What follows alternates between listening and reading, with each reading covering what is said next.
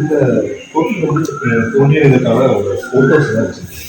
94 அடிக்கு இது மாதிரி தான் இருக்கும். 94 அடி. அதுக்கப்புறம் 94க்கு அப்புறம் இப்படி எல்லாம் எடுத்து கோயிலுக்கு வேலைப்பாடு செஞ்சு 2006 கும்பாபிஷேகம். 2006 கும்பாபிஷேகம். தொடர்ந்து திருப்பணிகள் நடைபெற்று 2006 கும்பாபிஷேகம்.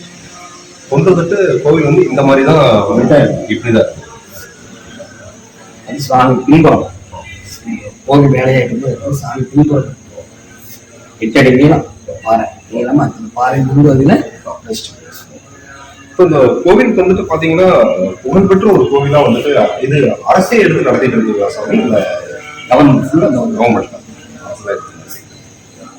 இந்த கோவிலுக்கு வந்து வழிபடுறதுனால நமக்கு என்னென்ன பலன்கள் வந்து எல்லாமே ஆஞ்சநேயர்னால முடியாத எதுவும் கிடையாது. எல்லாமே தீர்த்து வைப்பார்.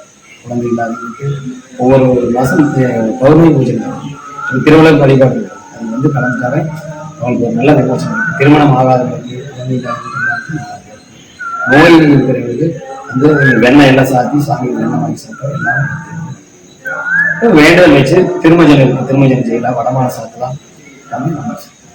ஒரு விசேஷ நாள்ல அன்னதானம் செய்யலாம். டெய்லி 100 பேருக்கு அன்னதானம். இப்போ முன்னாடி ராஜகோபுரத்தில் 5 அடி ராஜகோபுரம். எவ்வளவு ஆண்டுகள்ல இந்த திருப்பதி 2 ஆண்டு. கோவில் வந்து எங்க இருக்கு அப்படிங்கிறது கோவை மாவட்டம் மேட்டுப்பாளையம் மாவட்டம் சிறுமகையிலிருந்து ஒரு 6 கிலோமீட்டர்ல இருக்கு இடரும்பாளையம்.